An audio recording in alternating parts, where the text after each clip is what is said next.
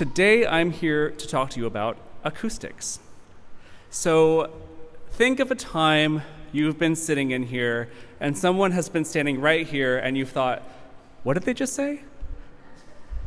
Think of a time you've been sitting in here and you thought, oh, that was such a beautiful moment until the siren came by and a horn honked.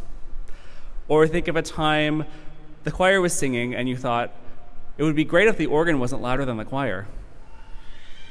Or a time you were here and you thought, I really feel like I'm singing alone and it feels like no one else is singing. These are all acoustical problems. And to illustrate some of the acoustical issues, I'd like to do a few science experiments with you today.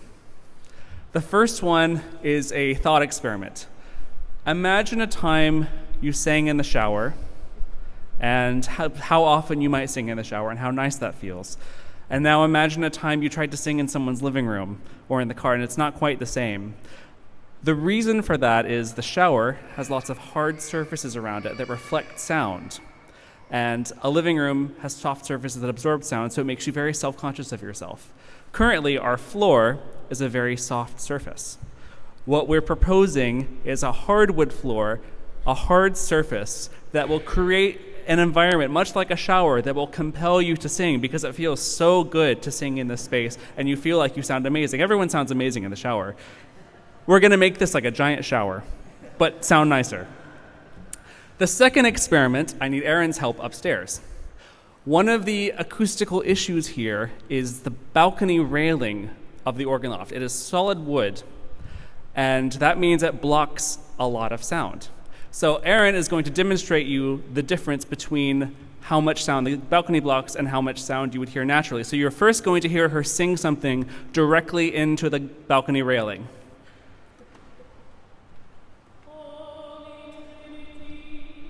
Could you understand what she was saying?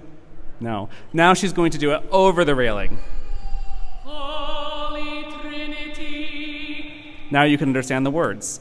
That's an example of just how much sound the railing catches that we don't get down. So we're proposing making some little cutouts in the railing with some beautiful brass metal grilling that will look extremely stylistic for the Gothic space, but also allow all of that sound to come through so you'll be able to understand words better. For the next experiment, I'd like to invite Luke to head over to our chair, and Jen will be our willing volunteer. So first, Luke, I'd like you to show us your fan. So we know sound waves travel on air. They need air molecules to reach you. Now, Luke, try to blow on the pew in front of Jen. Jen, do you feel the air? Now, put your hand behind that chair and blow. Do you feel the air now? So air can travel through the chair but not through the pew. All of that means sound waves cannot travel through the pews. That's all sound that you're missing, most of which is words and the tenors and the altos, sorry.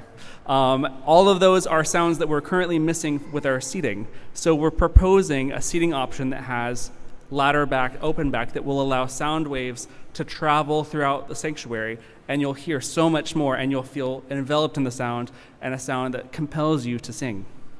So that was our science fair for today. If you have any acoustical questions, I have diagrams, I have facts. Feel free to ask me at coffee hour. Thank you.